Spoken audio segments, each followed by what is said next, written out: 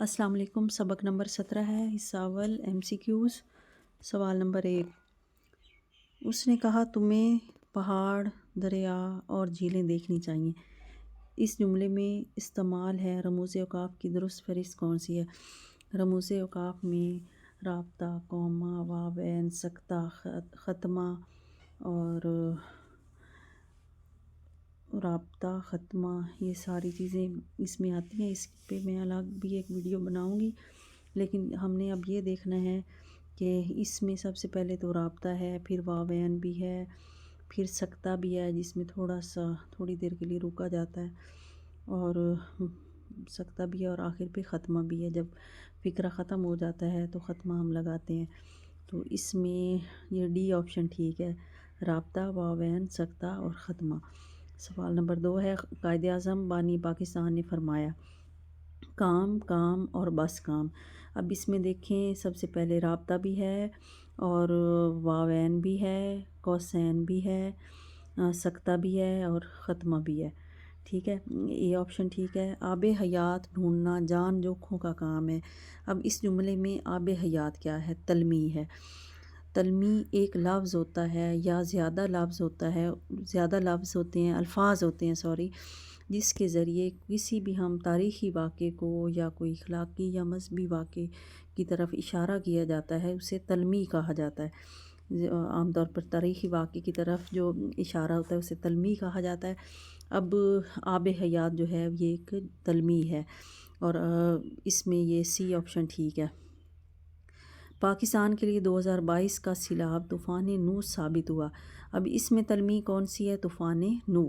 یہ بھی تاریخی واقعے کی طرف، مذہبی واقعے کی طرف ہے نشاندہی۔ ملک کی باغ ڈور سنبھالنا ہر کسی کے لیے تخت سلیمان نہیں ہوتا۔ اس جملے میں تلمیح کیا ہے؟ تخت سلیمان۔ تلمیح کے لغوی معنی کیا ہے؟ اشارہ کرنا۔ ایک لفظ یا مجموعہ الفاظ کے ذریعے کسی تاریخی، سیاسی، اخلاقی یا مذہبی واقعہ کی طرف اشارہ کرنا تلمیح کہلاتا ہے۔ کوہ طور سے کس نبی علیہ السلام کے واقعہ کی طرف اشارہ ہے؟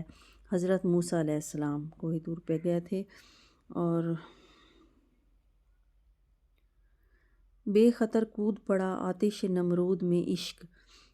اب اس میں تلمیح کون سی ہے؟ یہ سوال نمبر 9 ہے۔ آتش نمرود اس میں تلمیح ہے، یہ غلط، اس کا ٹک لگا ہوا ہے، اس کا سی آپشن ٹھیک ہے، آتش نمرود۔ پاکستان کے صوبے درج ذیل ہیں۔ جملے میں علامتیں استعمال ہوئی ہیں واوین کی اور تفصیلیہ کی۔ ٹھیک ہے، درج ذیل ہیں، اس کے آگے جو تفصیل ہوتی ہے پھر ہم نے وہ تفصیل دینی ہے کون کون سے صوبے ہیں، تو اس لیے وہ تفصیلیہ کی علامت بھی لگی ہوئی ہے اور واوین کی بھی لگی ہوئی ہے۔ عبارت کو غور سے پڑھیں۔ لفظ کرپشن وسیع مفہوم رکھتا ہے۔ اردو میں اس کے معنی بد عملی، بدعنوانی، بد اخلاقی، بگاڑ اور بدکاری کے، جبکہ عربی میں کرپشن کا لفظ فساد، انحراف اور مفسد کے معنوں میں استعمال ہوا ہے۔ کرپشن کا لفظ ہر زبان، ہر ملک اور ہر معاشرے میں گھناؤنے اور منفی کاموں کے لیے بولا جاتا ہے۔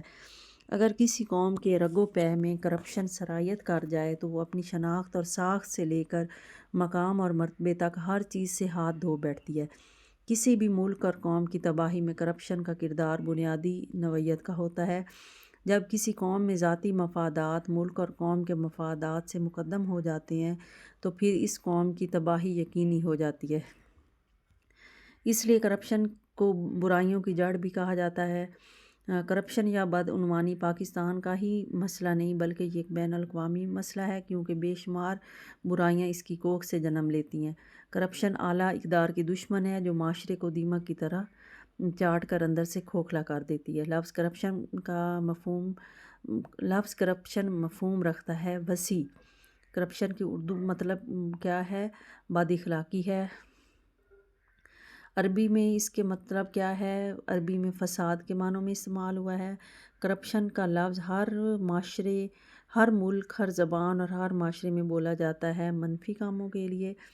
کرپشن سے بچاؤ کیسے ممکن ہے؟ سخت سزائیں دے کر۔